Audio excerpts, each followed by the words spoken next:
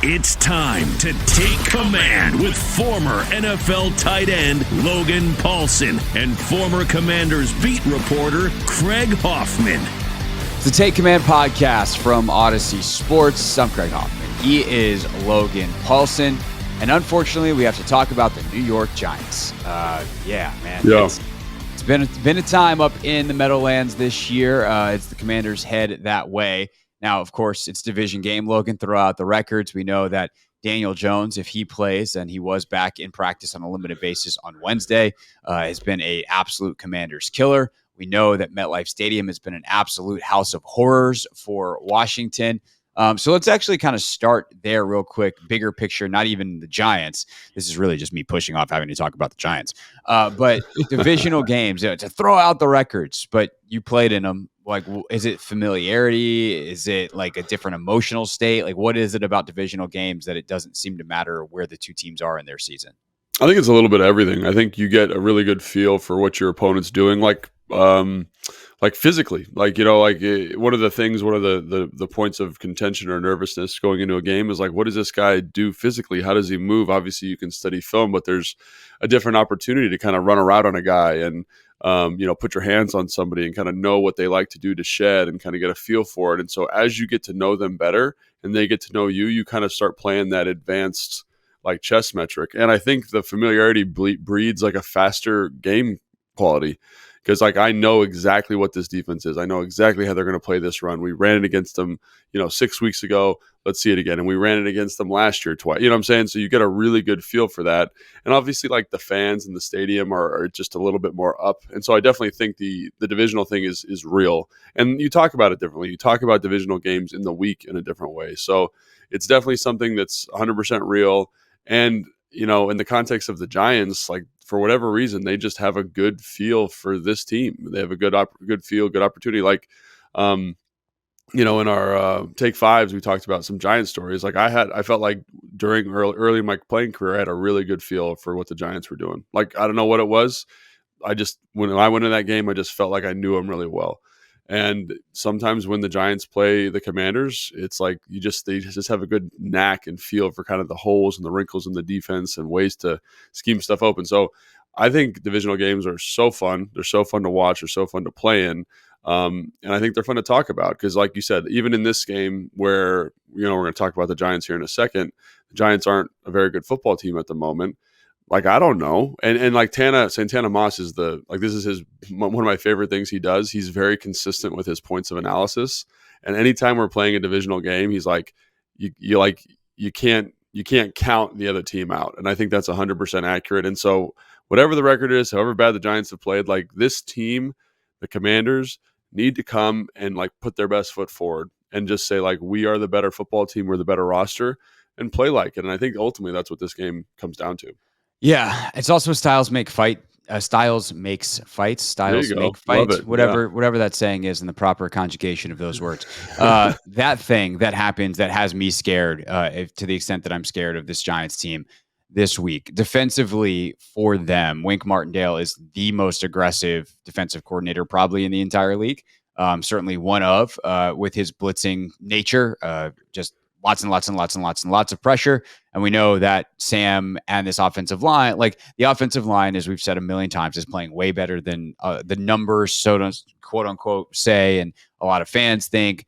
There's a great clip that's kind of going around Twitter yesterday where, someone was like, how can people say, the analysts say that the offensive line is playing well? And the clip was one of the sacks where Sam ran right into a sack. Cornelius Lucas like pushed the guy, the end 15 yards upfield. Sam runs back into a sack, and it's like, because that's on the quarterback.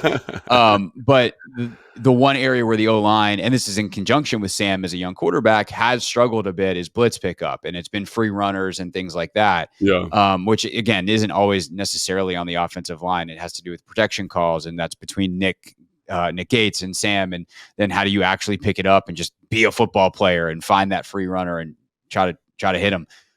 So there's all those kinds of things that are going to be way more in the spotlight this week. The Giants offense is bad. We'll get there. But this Giants defense is starting to play better. Some of their rookie corners are playing really well. Your guy, Deontay Banks, who you loved in the draft, has been exceptional so far this season. So what challenges does this Giants defense face for a Commanders offense that continues to be a mixed bag this year? Yeah, well, I think it starts like with the pressure, the pressure that they're going to bring. I think he pressures about 40% of the time. Only the Minnesota Vikings pressure more. And I think I was a little surprised because in the Bills game, he brought the pressure way back. It was like 20%, and they were all like simulated pressures, meaning he's not actually bringing extra rushers. He's bringing 4. It's just a different pattern of 4, which, again, this team has had a hard time with. But it looked like he kind of was saying, and it's probably because of the Josh Allen thing, we're going to be a little bit less aggressive with the pressure. But in terms of, his philosophy and something that Wink Martindale is always talking about, he's like, I develop my defensive game plan each week based off the offense's protection principles. And if I'm watching the Commanders, I'm saying, this is an interesting statistic. Like, they have the highest rate of unblocked pressure in the NFL, but they're also like 30th in sacks. So they're not like getting home with that pressure. But against this team, against Sam Howell, if I'm him, I'm saying if I can give a muddy picture in the back end, maybe again, simulated pressure, zone droppers, different rotations, different coverage cells, and apply pressure and get some of these free rushers the way Sam Howell holds the football, all those pressures, a lot of those pressures are going to turn into sacks. And as we've talked about before, like sacks kill drives. It just puts you in a situation where you can't be successful offensively. You're behind the sticks, and it's hard to execute in those situations. So that's what I would say. I would say that if I'm Wink, I'm thinking very long and hard about the best ways to bring pressure. EB obviously likes to spread you out to help you identify the pressure, but I think Wink does a good job of developing pressure packages that stress protection rules. And I think ultimately with a young quarterback, that's going to be really challenging. So in conjunction with go ahead. Oh, I was going to say then, then you have to get to like game plan questions. So go ahead and finish your thought, and then we'll get into that. So, and I also think on that side of the ball, and you alluded to this a little bit already, they have good personnel. Like Dexter Lawrence is maybe the best defensive player in the division. And I know that comes like with a lot of really good football players, Duran, John, Jalen Michael Carter. Parsons might want to have a word, but he's in that kind of conversation. Like there's just guys who are just physically dominant. And in the same, I think the Michael Parsons comparison is very apt. Like a guy that he's out there and he's going to win his one-on-one. And so you have to kind of cultivate a protection plan for a true nose, which is silly. Like I went and watched all their pressures, and he probably accounts for 50% of them.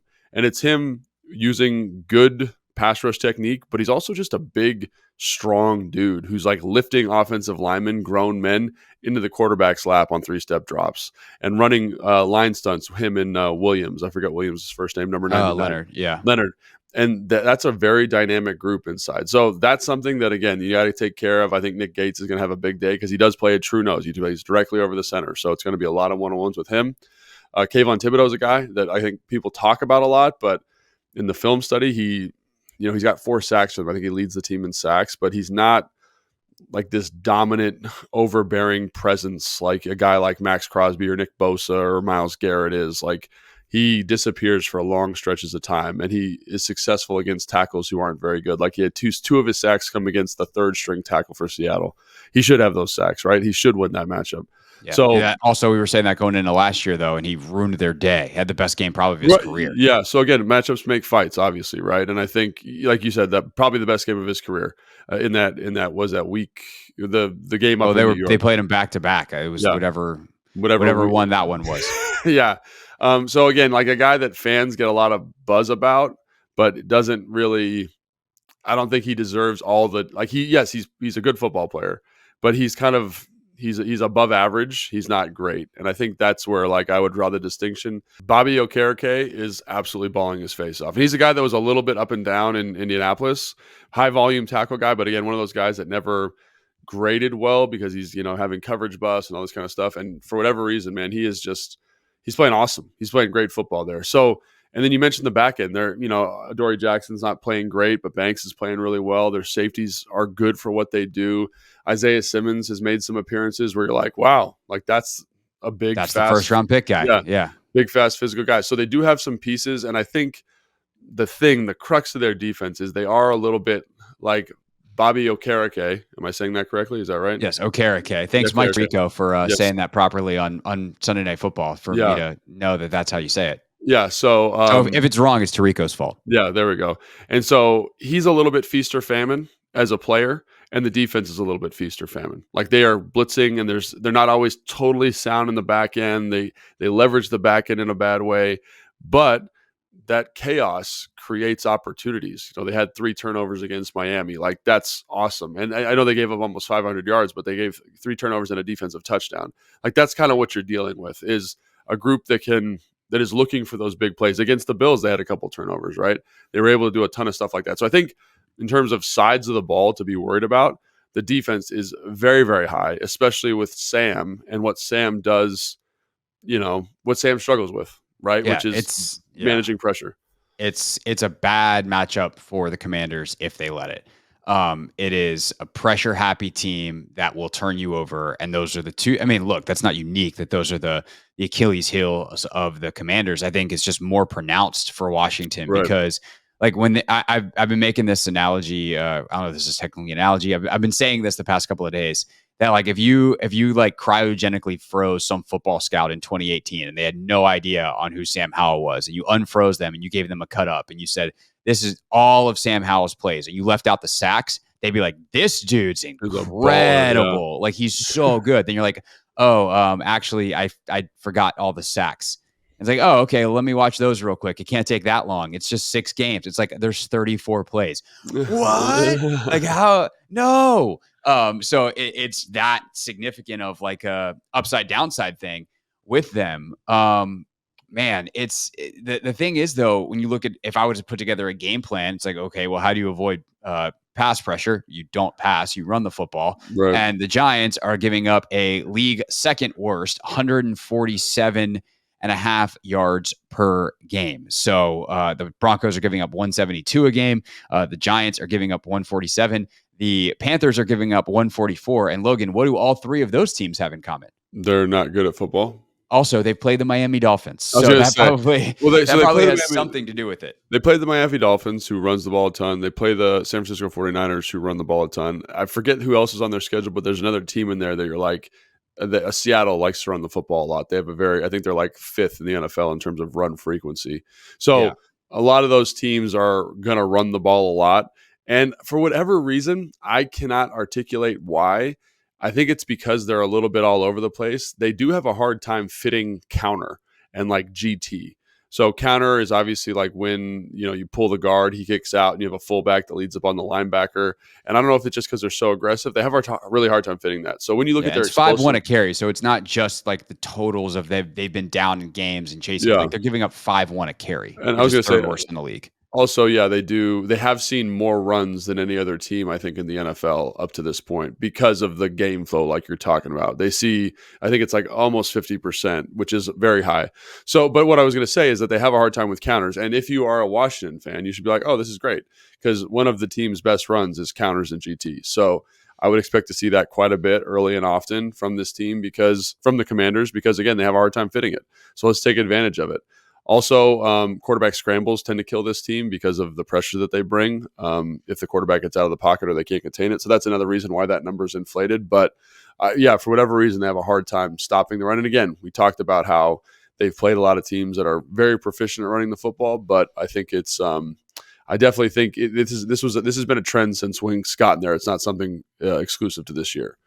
So that begs the question, like, we spent time earlier this week on the previous pod, and, I've been talking about it all week. We've talked about this offline as well. Like, the Commanders are not a team that's built to run the football. This is not who they are. This is not what they want to do. They didn't practice it with the frequency that a lot of other teams that are built to run the football would in the spring and in the summer.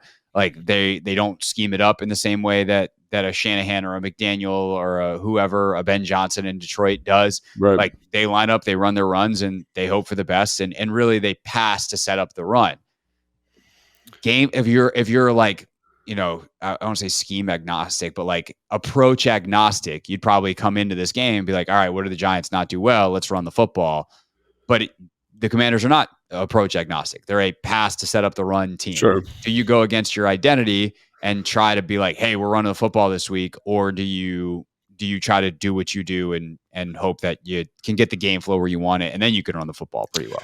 Yeah, so to me, I think this is it's a game, and you mentioned it, game flow, where I think it's all about managing risk and managing the defense's impact on your offense. And so, if I'm EB, if I'm Ron, I can take a more conservative approach here, and I can run the ball. We talked again about their third down efficiency, how that's led to that's aided or affected by for like a relatively poor efficiency on first and second down.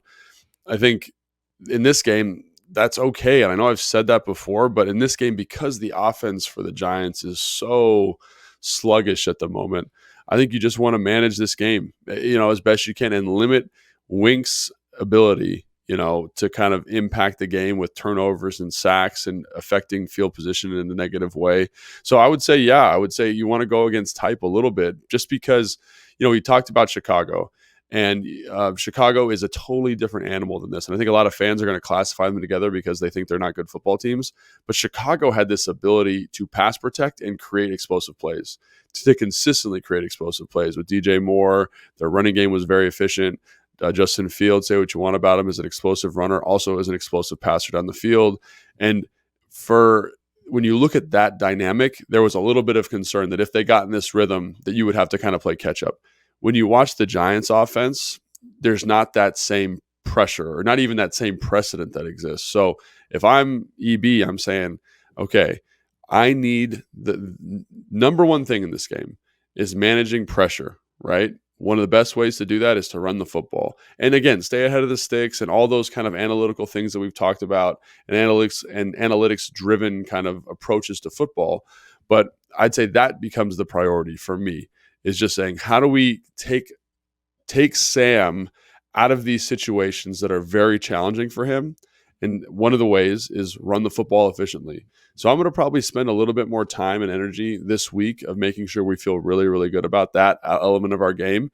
And yes, you're going to have to throw the football, but I want to see a slightly higher frequency of running the football, so that Sam isn't always dealing with, I'm in the gun. It's empty. We got a little bit of motion by the back. Are they in man? Looks like they're in man. Let's go on dummy cadence. Are they pressuring? Let's get the pressure retarget. Like, that's just a lot for him to deal with, and he's going to have to do that, no doubt. But instead of him having to do it 35 to 40 times a game, like, if we can get that number down in like the 20s, I would feel a lot better about it, just from a risk management perspective.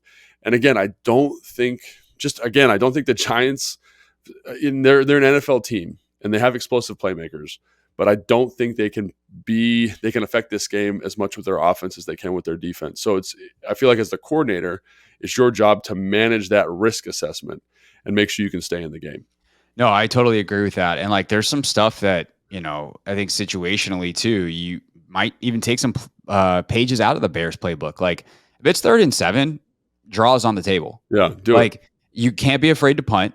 You should be afraid of sack fumbles. You should be afraid of interceptions. Right. Like, you should be afraid of that stuff. And so, again, that's not like take no risks or don't take an average. Right. Like, at 3rd and 7, screw it. Let's just run a duo. And, if we get 7 yards, great. If not, we'll just punt it. That's not what I'm saying. But like, if they're loading up a blitz every once in a while, keep them honest. Like, that's exactly what the Bears did. I guess they did it against some lighter boxes that Washington presented. But like, don't be afraid to run the ball on a weird 3rd down and distance when you think Wink's going to bring the house. Like, let them all run by you, and then San Antonio Gibson up on a draw play. Or, right. Obviously the screen game is something that teams seem to be on for them, but can you place one on 1st and 2nd down, perhaps that's not quite as obvious, and get some big plays that way, where the ball is kind of predetermined to come out of Sam's hand in a way that takes advantage of the Giants' aggression. So like, there are things EB can obviously do and probably will do to try to combat that. But then also, if you can just stay out of the bad down and distances in the first place, then Wink doesn't have quite the chance to scheme up all these crazy exotic blitzes where there's exposure on the back end that you hope is not an issue because your pressure gets home. If you block it up, then there's opportunities there.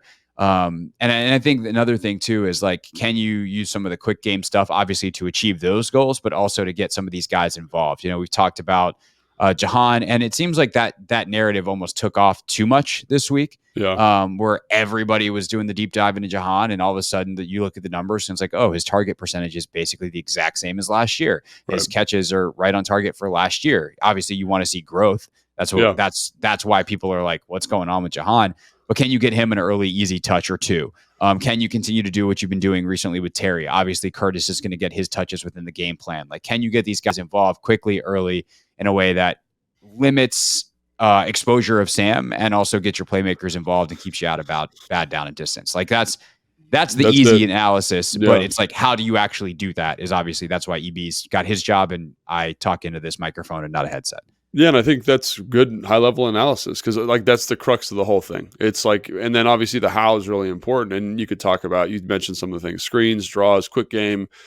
Again, efficiency on first and second down. You're not running the ball every first down. We're not saying to do that, but finding a balanced game flow so that you're in a 3rd and 3, and you're not going to get this exotic craziness in the back end. And if you are in the back end, if you are getting this exotic craziness, like, make sure Sam understands where the answers are, like what you're looking for versus certain pressures. Like, all that stuff is layered in here, and it's not, there's a reason that they start prepping for these games on Monday.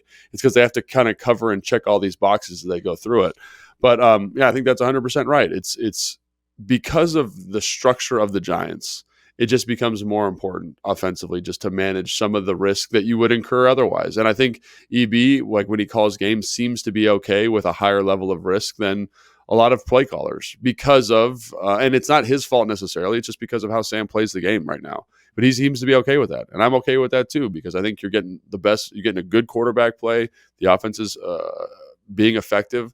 But in this game, I would just say, hey, let's pull that back a little bit, right? And make sure that we're not going to let the Giants defense win the game. You mentioned sack force fumbles. You mentioned interceptions. Like, that's what you're contending with. And so I want to manage that, limit those opportunities as much as I can, because like, we're going to talk about the Giants offense here in a second. I don't think they're good enough to beat you right now. Yeah, no, I agree with that.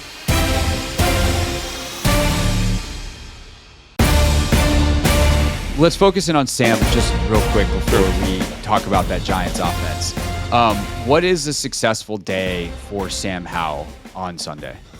Yeah, I mean, I think I've just been super impressed with Sam generally this year. Obviously, there's the Bills game, which was tough, but I think on the season, you think, man, like, he can kind of, his arm talent, his release, his athleticism, his competitiveness, all those things are excellent. So for me, I think it's just doing what he did in that Eagles game. To me, that's been his best game, is just taking what the defense is giving you. Don't press. Don't try to force the ball downfield. If it's there on 3rd and 6, throw the out. Like, don't try to be Superman. And I think versus this defense, you're going to get some opportunities just to kind of take what they're giving you. And again, this is another thing that's interesting. Like, when you watch the San Francisco game, for example, like, Wink tried to heat up Brock Purdy a little bit, and obviously to his detriment. But one of the things I'd point out is that, like, Brock Purdy had to make some plays versus all-out pressure, like what you would call like engage 8, if you're a Madden fan, and then, kind of buy some time, feather away, and then deliver a strike. And I think if Sam can walk that balance between it's time to make a play and it's time to play within the context of the offense effectively, and again, that's what makes a good quarterback, is understanding when it's the time and place to do that. I think that would be a successful day for me. Like, him growing as a player and showing the maturity he showed against the Eagles game, and again against the Falcons too, and also knowing when it's time to press a little bit and hang in the pocket a little bit longer and deliver that strike. And that's something that only comes with time and experience. But for me, that's kind of what I'll be looking for in this game specifically, is how do you handle the pressure, and how do you make big boy kind of NFL quarterback decisions under pressure. So yeah, and how do you avoid catastrophic mistakes? Like, yeah, one of the things that I used to say when talking about Kirk when I was on the beat back in the day is, Kirk early in his career, as you well know, because you were on the field for many of these, like, he was a turnover machine. Like, he was throwing interceptions all over the damn place. And eventually Sean and Jay got him to a point where, like, his mistakes were incompletions, or like his mistakes were like, I checked the ball down when I had a touchdown. And you're like, dude, it's wide open. And like, that's a little bit what Sam needs to go through right now, is like, how do you limit the catastrophic mistakes? And he's going through it already. Like, we haven't seen the stuff that was in the Bills game necessarily.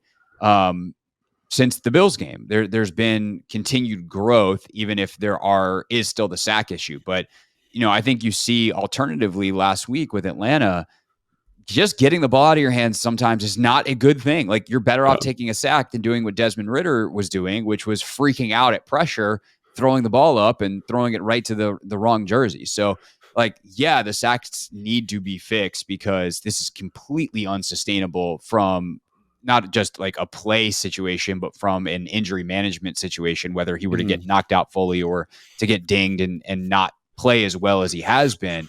But it is better than just like, there's pressure coming, throw the ball up in the air or do something, rush a throw, do something silly. So where is that balance? And I think continued growth in that area is what I'm looking for week in, week out at this point on kind of the long-term process with Sam. I agree. And then the other thing too, that this is my last question for you on Sam in the offense is, where can he escape? Because since the Arizona game, when he had the sack fumble return for touchdown, he has not really tried to escape out of the back of the pocket. It's like someone told him like, hey man, that's why you don't do that in the NFL. And he's like, okay, got it. And then he'll try to escape up in the pocket and it's not particularly gone well. He's run into a lot of sacks. How does he use his mobility? Because he is a good runner, and even if he needs to slide a little bit more, probably for everyone's liking, but like he'll get you some yards, and obviously picking up a few yards or at least being able to extend the play outside the pocket and keep your eyes downfield is better than a sack. So where are the avenues, the alleys for him to escape the pocket with his legs, whether that's to run or to throw? Yeah, so I think that's a really interesting question, and one that's kind of complicated. So one, I would say that like there's this thing that young quarterbacks do is they think they're better athletes than they are compared to the talent that they're going against. Because in college, like Sam was excellent at escaping and finding avenues and outrunning defensive ends. But I also think needs to be an understanding that, hey man, like all these defensive linemen, even the big ones, are running sub 540s. Like they are fast and they are big and they're athletic. And so I think fans also need to understand that escaping the pocket is not like an easy thing to do. It's not, especially with and so like London Fletcher brought this up the other day. He was in studio and he was like, one of the things I see with defensive lines is they're doing like what they call like a mush rush, which basically is like, instead of like trying to be creative and, attack edges, they just say, we're going to bull the offensive line back, kind of collapse the pocket, and then shrink throwing windows, but also shrink escape opportunities, right? And so they, especially experienced players, like you see Calais do this, which I thought was great by him. He's pulling the guard back, and Sam's in a good position, but he's got eyes to the quarterback, and in his mind, Calais' mind, like the clock goes off. He's like, the quarterback's going to scramble. Sam scrambles. He sheds the block and makes a sack. And it's not that Cosme lost the block because Sam's running up to escape the pocket and takes a sack. So I do think that fans need to understand that teams are rushing him in a specific way. And it's also based on his athletic profile.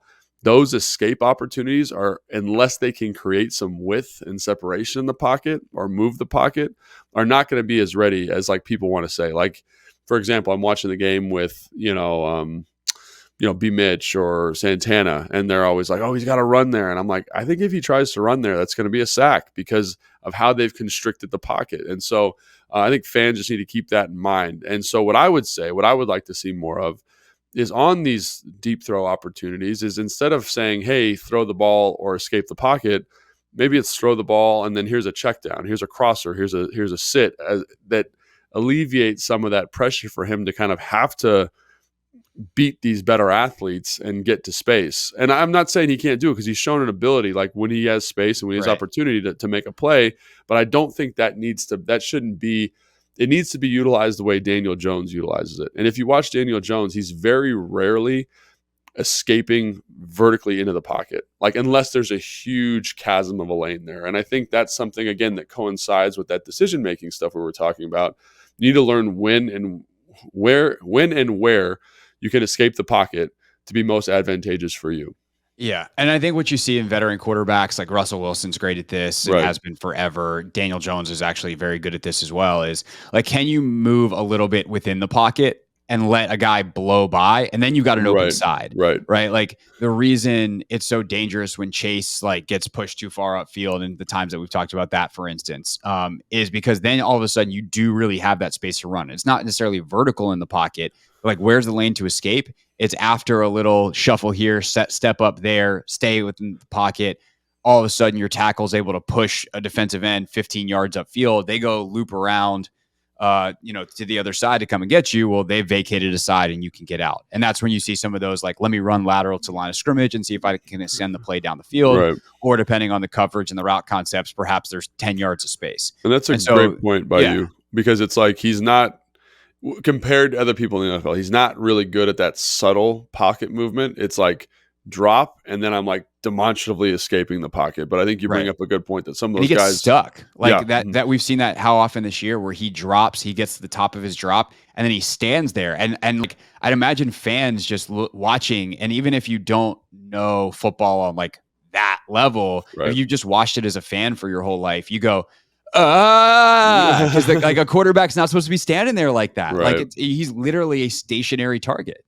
No, yeah, I think that's 100% right. And in college, like he didn't have to do that. Really, he didn't have to move around and be creative and do all this stuff. Like because his O-line was pretty good, and they did a good job of keeping him insulated. And that's not the NFL. That's not pocket awareness in the NFL. Like look at Tom Brady or Peyton Manning or anybody, right? They do such a good job of subtle movements in the pocket to create space and give them opportunities to throw. And talk about stuff that needs to happen and he needs to mature at. That's one of the things that needs to get better. So, I think it'll come with time, but it's all of this stuff that we're talking about, the throws, the escapism, the taking sacks, that comes hopefully with experience, and hopefully he gets better each and every week. And I do think he has improved with a lot of this stuff. It's just about continuing that progression.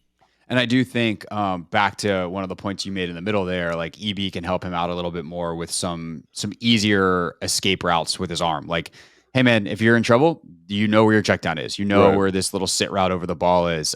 Because like we've talked about, there seems to not really be a full trust with the receivers, with the concepts, with some of these down the field throws, because they're open if he would throw with anticipation, but he's not there yet in his progression as a player. And so how do you say, okay, man, if you miss the anticipation throw, and opposed to having to make another downfield throw because everyone's 12 to 20 yards down the field, here's an easy check down. Here's an easy 5 yard over the ball. And so hopefully some of that stuff continues to emerge in the offense and he can find that. And obviously that can also be mixed in with, Gibson's got to get out a little bit faster when he chips or things like that.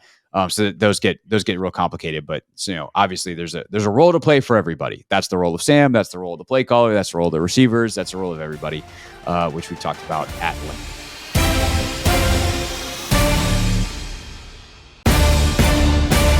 Take Command podcast from Odyssey Sports. That's Logan Paulson. I'm Craig Hoffman. Come hang out with us at Tap Sports Bar, MGM National Harbor.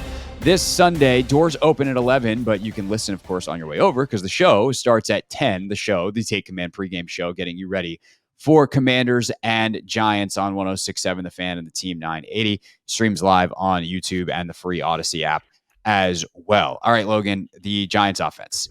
Simply put, it's not good, and it starts up front. They've got some dangerous playmakers, which that's the NFL. But what makes this Giants offense so far this year, knock on wood, do not jinx it, yada, yada, yada, voodoo, now no one can blame me for the announcer jinx. What has made it so bad through 6 games? I mean, I really think the biggest difference between last year and this year when looking at the Giants is the offensive line play, right? Quite frankly, like I don't want to say they can't do anything, but it's close. Like you watch some of the games, especially against better pass rushing groups like San Francisco, like I felt so bad for Daniel Jones. Like he was getting pressure on swing routes. Like what is that? Like that's just not a tenable solution in the NFL. So you want to talk about the playmakers, Darren Waller, great football player, one of my favorite in the NFL, right? And he just, again, seems to not be on the same page with Daniel Jones, but I think also that's because Daniel Jones's process is so accelerated. Wan'Dale Robinson, I think you said he was hurt, right, Craig? Yeah, he was a DMP, I beg your pardon, in practice yesterday. We taped this just so people know, if you're new to the pod, we taped this on Thursday morning. So Wednesday, he was a DMP in practice. So again, like a very talented guy, like one of those guys you say, man, this guy could be an elite slot player. Slayton is kind of that explosive playmaker. Hyatt is an explosive playmaker. You watch the Arizona game. I mean, he's the reason they're back in that game damn near, because he's hitting all these explosive plays. Daniel Jones, I mean, they have 18 explosive runs on the season. I think they're 11th in the NFL in explosive runs. They're all, half of them are Daniel Jones scrambling. So they do have weapons. I think the problem is they can't access anything down the field. Like they just can't at the moment. So what they do to kind of manage the pass protection is they boot a lot. So like the stuff you saw Atlanta do, where they're faking run action one way, they're taking that big looping drop by the quarterback to get him to the perimeter. They're kind of having the field and giving him a 3-level throw like that. That's what they did a ton last year with Daniel Jones. And, Tyrod Taylor did it a ton against Buffalo. The quarterback can then run. He can throw. It gives them opportunities. They protect that in a different way that's kind of unique to Atlanta. They actually leave a blocker over there. Excuse me. And so that's kind of what their offense is. It's that, because when they try to run the ball, it's been very inefficient, especially against better defensive groups. They just don't stack up in the front very well. And it shows you the importance of having good offensive line play. And you hear analysts like analytics people who, are very kind of pro skill position, acquisition in terms of how that insulates the offensive line, using this as a data point for saying we have overvalued skill position guys in relation to the offense. Like, this is the case study. This is happening right now before our eyes. And it's not that they haven't valued offensive line. They've invested John Michael Schmitz at center. They've got Evan Neal. Bad job with the picks. Yeah. At least so far. Yeah. So I think that, and again, Evan Neal is playing better, but definitely not up to kind of a competitive standard at right tackle. Obviously, not Mark Andrew Thomas is out. Andrew Thomas is out. He's excellent, but he hasn't been playing. So they're on their third left tackle. My guy, Justin Pugh, was at Syracuse with him back in the day. But again, he's straight off the couch, baby. He's straight off the couch. And they've got both their backup guards in. I think McClendon, I forget, he's from North Carolina. He played with Sam Howell. I think he's got a lot of potential, but he's still extremely raw and green and is one of the worst graded guards in the NFL, but is going to develop. But again, that's kind of their group. Like, Evan Neal is one of the worst graded right tackles in the NFL. Their right guard is the worst graded right guard in the NFL. Their starting center was the guy who was starting at right guard for them and has moved into that spot. Like, they have talented pieces, but they're all very young, and I think they can develop. But at this point of the year, they don't. So if I'm Jack, if I'm Ron, if I'm this defensive staff, I'm saying we have to win with our front. We have to, right? Front four. But I'm also, to ensure that we do win, I'm making sure I'm bringing a little bit more pressure than I want to, because they are so disrupted in that front that it affects everything in the back end. And I know it sounds like we're maybe being hyperbolic here, but when you watch games with them, it's like they cannot function at the base level of offense for the majority of the game because the offensive line's playing so poorly. Yeah, and they're not good. And the guys that are playing, like, they're not good probably to begin with. Although if Thomas is out there and everyone's healthy, like, maybe it might be different. Okay, yes, right. But they're not good to begin with. They've got guys out, and the guys that are playing hurt. Like, It's a bad formula for New York, and as good of an offensive mind as I think both of us think Brian Dable is, and Ken Dorsey and everyone that they got there. Or no, Kafka. Dorsey is back in Buffalo. Kafka, like, you can't operate this way. You can't live this way in the NFL, and especially because it's also affecting the thing they want to do most, which is be able to run the football with Saquon. Like, not only are they bad in pass pro and can't protect Tyrod Taylor or Daniel Jones, they can't run the football either. So, like, at that point, what do you do? Do you try to go with the quick game? Do you try to go this? Do you try to do that? It's like, that's what they're doing. There's no really good answers for this. That's what they're doing, and I think you're seeing a problem here that is interesting. Is like, yes, those things manage pressure, but at some point, like we've talked about, you need to find an explosive play. You need something to get the defense to, like, back off you. It's like a fight, and the guy's just wailing on you. At some point, you need to do something. You can't just do head movement the whole time, because you're going to get clocked at some point, right? Like that's essentially what they're doing. It's like smoke and mirrors, screens, let's get this ball out here. And at some point, the defense are just, we're not going to throw the ball deep. So we're just going to keep wailing on you. And they have found explosive plays in the pass game. They're ranked 31st in the NFL in explosive pass attempts. I think they have 15 on the year. And so that's not a good number, right? Nope, like it's not good. Not great, Bob. They haven't scored an offensive touchdown in the last 3 games. They have 5 on the year, which is the worst in the NFL. Like it's all there. It's all there. And one of the things about last year's Giants is they struggled on the offensive line. They didn't have elite playmakers, but their execution was excellent. And Daniel Jones was excellent at managing games, making good decisions with his legs, keeping them involved in football games in a way that was very, very high, and people wanted to kind of poo on him, but he was doing an excellent job, even though he didn't have like the kind of passing numbers to support it. His down-to-down decision-making was excellent. That has regressed a little bit, which we probably could have predicted. I think he's thrown more interceptions through 6 games than he threw all of last season. Again, not entirely on him, because when you are someone used to tell me this as an analogy for football players, like you walk through the door and someone hits you in the face with a 2x4, eventually you're not going to walk through the door that fast anymore, right? It's just like you've just been beaten down so badly, you're not going to do the basic things correctly. And I think that is kind of where Daniel Jones is at. And so, he may or may not play. I do think Tyrod Taylor has a little bit more like I don't know how to say this, but like, forget about it. Yeah, screw it. There we go. Kind of mentality, and is like running around and kind of doing whatever, and he pushes the football down the field a little bit more. There's a ton more variance to his game, ton more risk, but there's also a little bit more of that explosive element that kind of could give them some life. So it's a tough situation for the quarterback that's going to be back there. It's going to be tough. It's a tough position for the offensive skill position players because they are talented. It's just they can't facilitate getting them the ball. You hinted at this earlier, but I want to circle back on it and underline it here. You said you would blitz a little bit more than you want to. I tend to agree with that. That like it's really easy to look at this O-line and be like, we should be able to kill them with 4.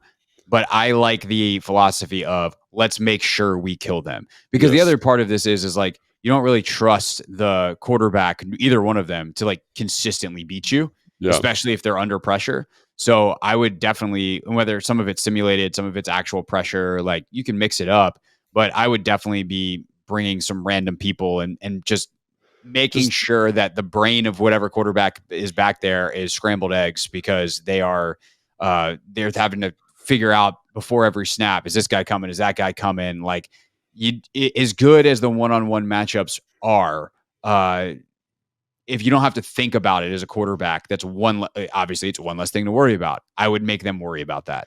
100%. And I would make them worry about that consistently, even if a lot of it winds up being simulated. And it's not even just the quarterback, it's the offensive line. Like there's a beautiful thing about being in a rhythm and knowing what a defense is doing, because I can set in a specific way. I know where my help's coming. But now all of a sudden before the snap, it's like, oh wait, it looks like they're going to be an overload. We got to make a Luke call. Oh, he's going to back out. No, that's actually like a 3-man slide instead of a 4-man slide. And it just changes the mechanics in the down as the ball's getting snapped.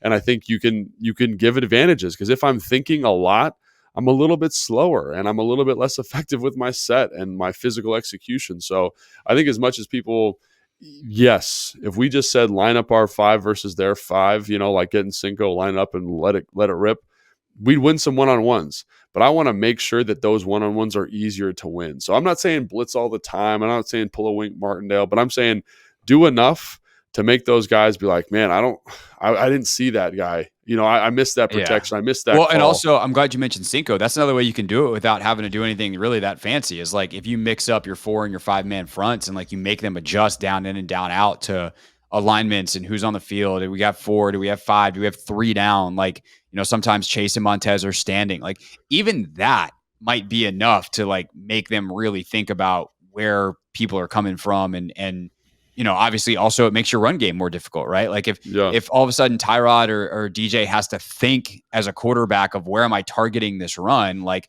make rundowns hard. And by the way, don't give up explosive plays to Saquon. That is the best way to lose this game, is to let Saquon go nuts. So yeah, I think that's that on top of the blitz stuff and bringing linebackers and bringing DBs is probably a smart play. Yeah, 100%. And even just switching out, like you mentioned, Cinco, like even just getting into dime or nickel. Like I know that sounds like super basic, but when you've got a whole bunch of new guys working together, especially young guys, like one of the things the Giants O-line having young guys working together. Yeah, Giants. Like one of the things you run into is like who's the linebacker in this look? And because we in certain protections as the offensive line and blocking surface, I was a part of that. Fullbacks, running backs. It's like we are accounting for specific numbers sometimes and specific personnel groupings. So it's like, is 31 a linebacker in this look? Oh no, he's actually the safety because 22 is on the field or 20 is on the field. So he's actually the linebacker. So even just doing stuff like that can cause a little bit of consternation. I'm really glad you brought up the Saquon thing because you made me think about this from last year. One of the things they did an excellent job of last year that they haven't done a good as job this year, and again, Saquon's been hurt a little bit with the ankle, is they found creative ways to get him touches. I think they identified like he's our most explosive playmaker. Let's find ways that are a little bit unconventional to get him the ball to loosen up the coverage structures that in a way that we don't have to push the football down the field. Like I remember last year in the game in London, they lined him up in the Wildcat and he had like a 70-yard run. And they found explosives like that. And I think they've gotten away from that a little bit. And if Saquon's healthy, if he's feeling good, to your point, Craig, like don't let them utilize him in that way to kind of be that moving chess piece, because then that opens up Darren Waller, then that opens up Hyatt, then that opens up some of the other stuff we've been talking about. And then all of a sudden this game from a Giants perspective looks much more advantageous if we can just manufacture 5 explosives in this game. Right. All right. Anything else from either side of the ball to add to this preview podcast? I think that's it. I think offensively, handle the pressure. Dexter Lawrence, Bobby Okereke, right? Because I keep wanting to call him Okereke, but Okereke. And then those are the big things defensively. Offensively, it's can you create pressure and limit their ability to sneak a big play, because they do have explosive playmakers. It's just about doing your job in context and in conjunction with the rush. And I think that is really what this game comes down to. Yeah. The do your job thing works a lot better when you got more talent. You do your job, you should win. And that's hopefully what we'll see on Sunday. If somehow that was not enough, and I mean, really, honestly, who can get enough of this analysis? We got 3 hours to talk about it on Sunday. We'll see you guys then for the Take Command pregame show. Postgame should be back roughly 90-ish minutes after the end of the game as well. So the Take Command postgame show will be live on YouTube at 1067 The Fan and at the Team 980 then. For Logan, I'm Craig. Make sure you're subscribed if you have not done that. Like this video if you're watching it on YouTube as well. And we'll see you Sunday for the pregame show here on Take Command. Thanks for watching this clip of Take Command. First, why don't you like it? It lets other people know that it was good, and then they should watch it too. And Logan, we have a new exclusive home for full episodes. We do. 1067 The Fan's YouTube page. Go check it out and please subscribe. Yeah, do what Logan said. Do it. Very, very smart.